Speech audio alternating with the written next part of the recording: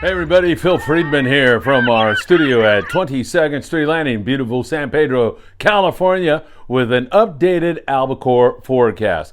Well, I was talking to the man who pores over the data for us, our fisheries expert Bob Osborn, this morning. And Bob was going through all of the SSTs and showing me all these different edges and the highway that could possibly lead longfin into Southern California and Baja or into the West Coast. When I thought to myself, wait a minute, why am I listening to Bob and taking notes and then going to tell you when I can have Bob tell you himself?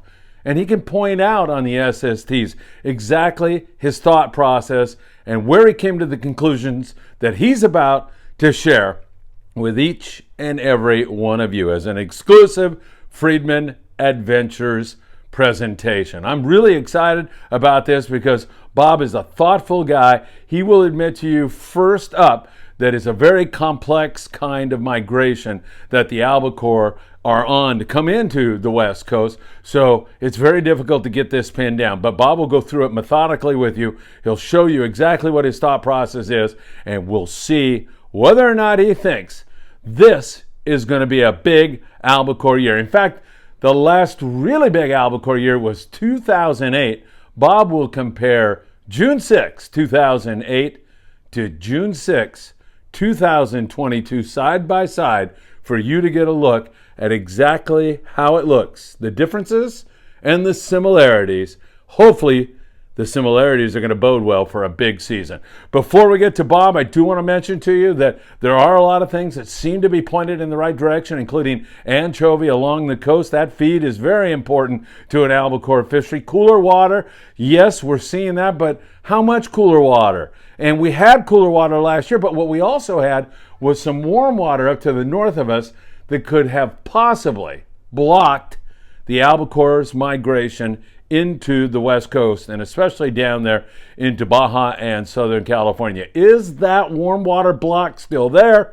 That, along with many other questions, as we join Bob in his office and pick his brain as to whether or not he thinks 2022 will be a big albacore year, a not so big albacore year, or a complete wash. Let's check it out now. Bob, everybody wants to know whether or not we're going to have albacore or not. So what are we looking at here? Well, I'm just kind of trying to look for the right conditions for albacore. You know, what you're looking for somewhere around about 62, 63, 64 degree water, sometimes a little less, maybe down to 58, you know. So what we're looking at here is basically a SST anomaly charts. The one on the left here is this year. The one on the right here was last year on this date, June 6th, both of them. So we want to look at what the difference in water temperatures were between the 2 years, and we can see that clearly with these two side-by-side charts for our local area. So as you can see, this negative anomaly water in here is everything that is blue is a little negative anomaly. Okay, you really don't want to get up to neutral these days, because these days neutral pretty much means there might not be albacore, and certainly not into the yellow colors, because that makes a little stronger indication that we might not get albacore. Now, the one caveat that I would say here is that we're looking at sea surface temperatures.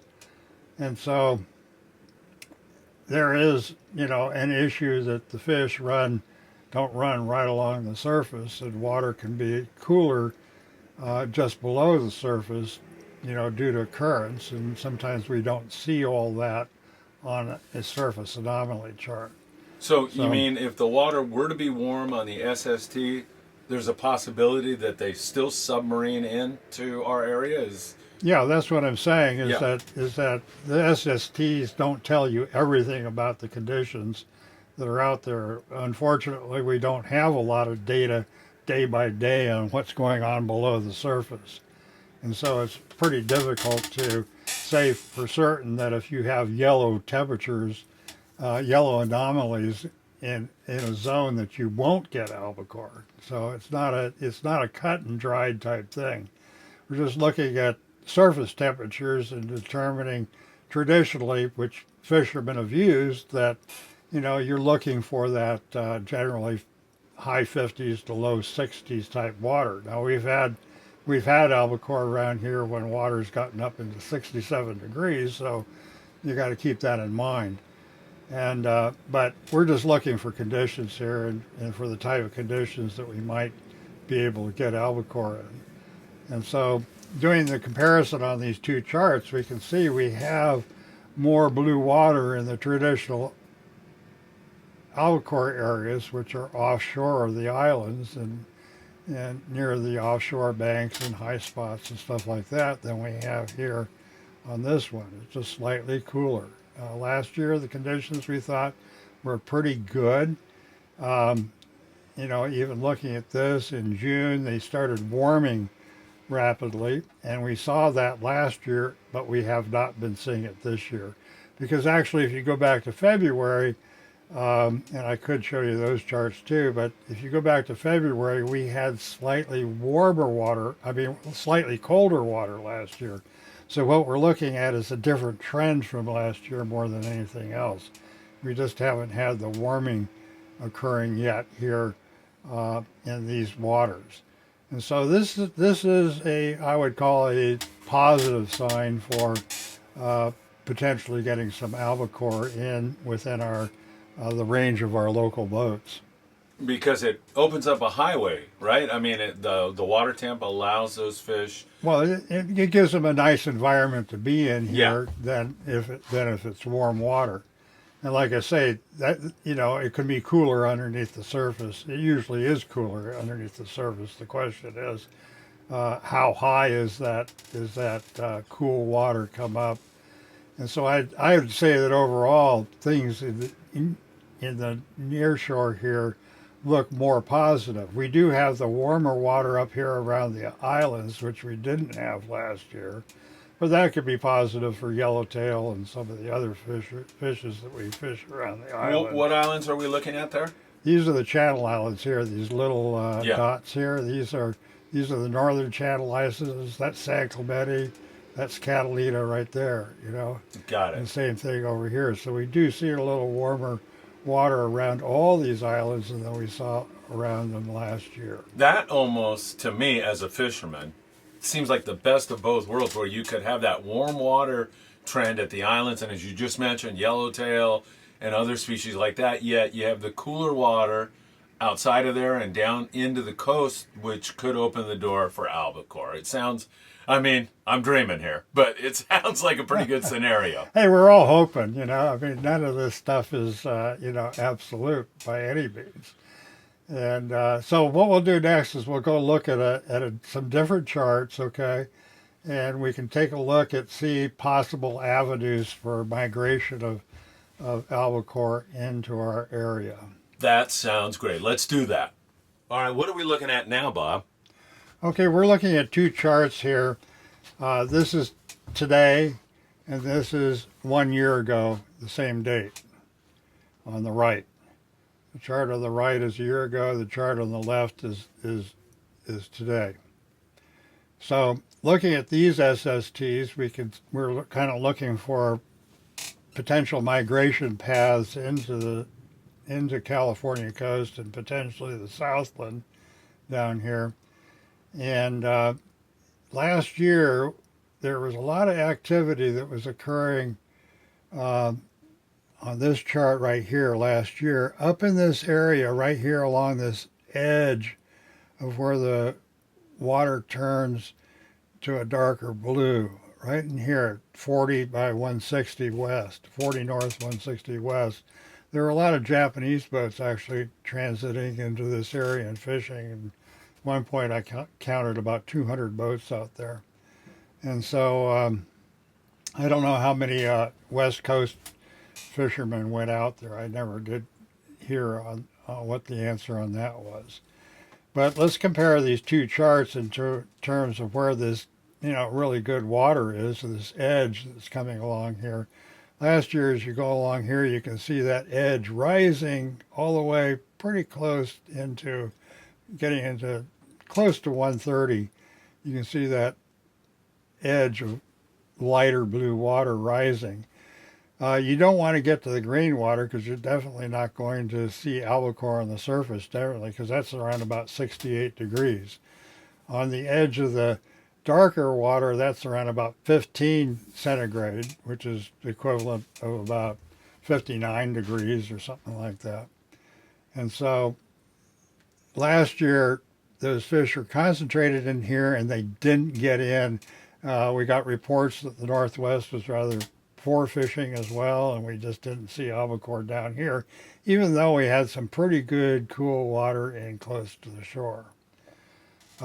This year, looking at that migration path out here for 160, you can actually see it's cooler in that area, and we've been seeing boats lower in this area here this year fishing out there.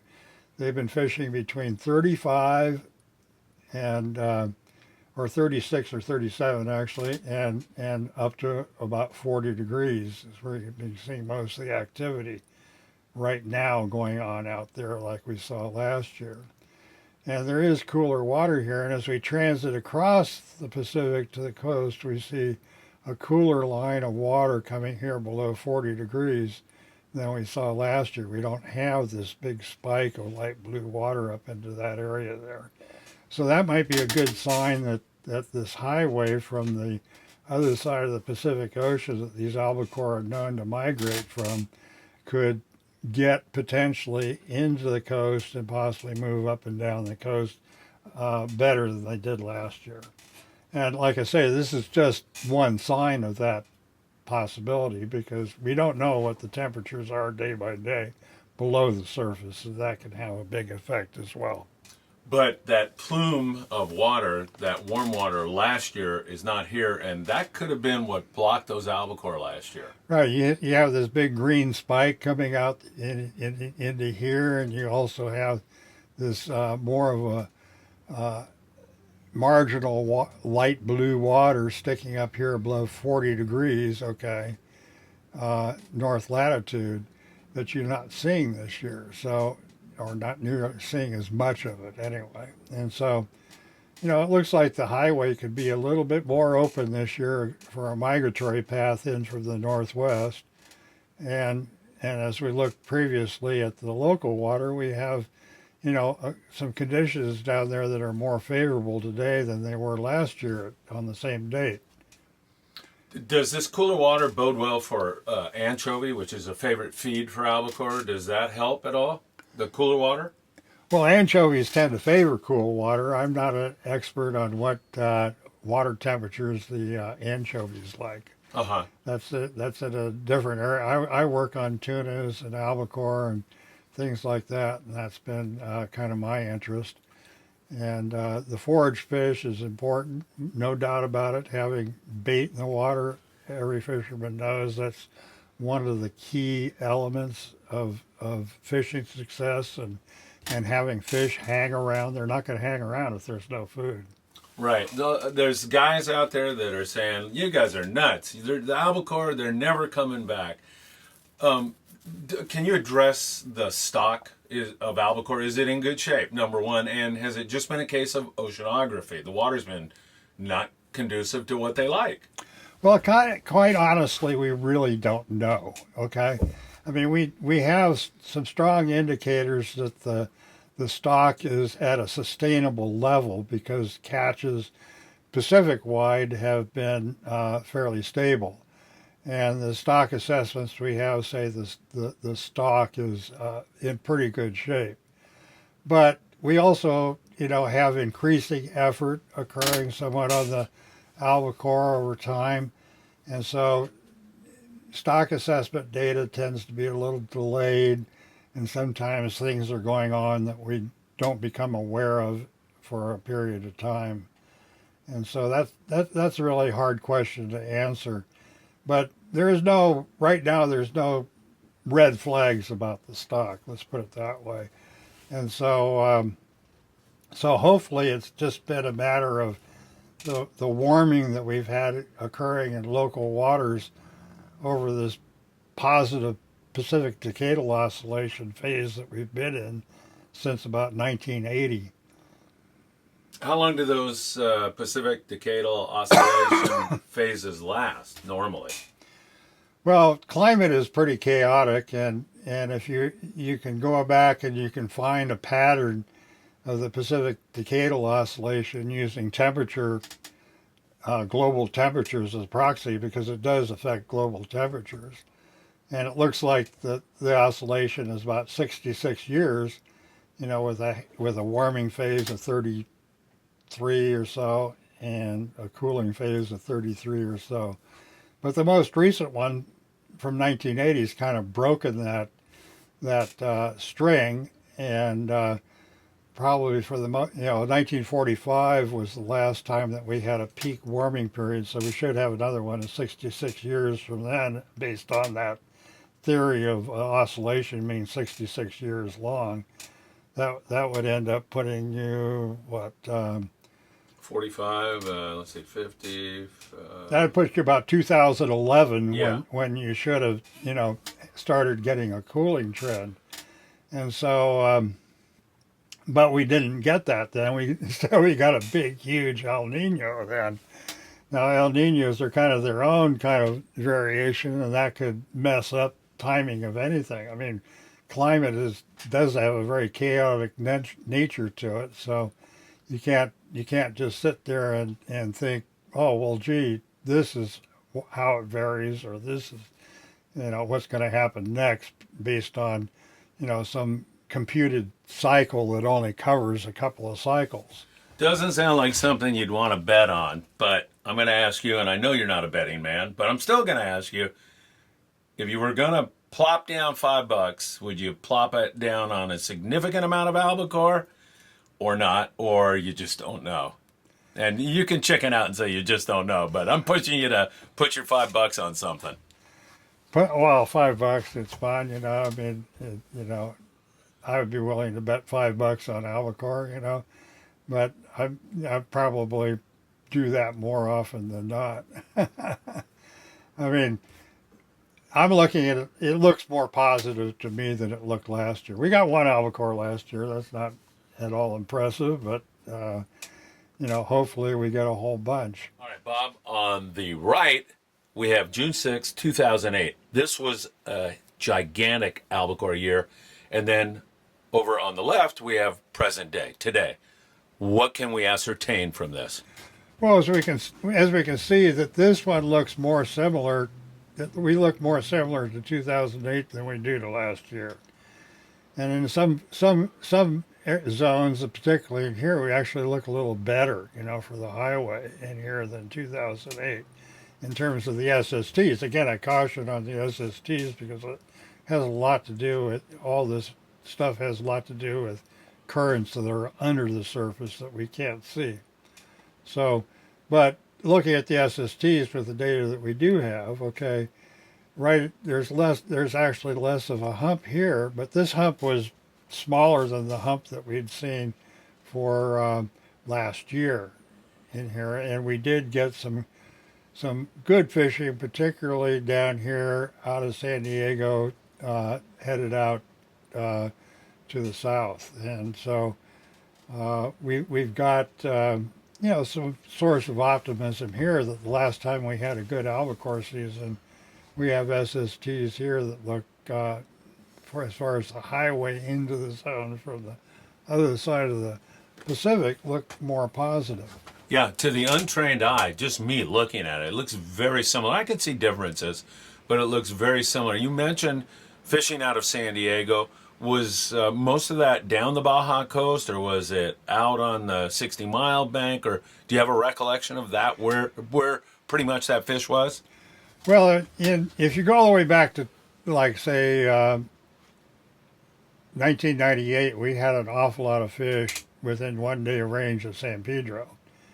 And in 2008, I'd have to go back and look and see what the fish counts were, but my recollection was that the fish were better down in San Diego and not as good out of San Pedro. and so that kind of indicated that maybe the fish were were a little lower down towards uh, the cooler areas. I remember I had a fantastic trip going out on the Shogun that year with stopping, leaving from San Diego and stopping in the afternoon about 100 miles offshore and having just awesome albacore fishing. Yeah, I'm hoping for a return to that. And as we look at this, it looks very, very similar. But this is really a complex issue, isn't it? I mean, we're looking at one millionth, perhaps not that big, but we're looking at just a part of the whole equation. This does look good, though, doesn't it? Yeah, the equation is pretty big because these fish have what you call year classes.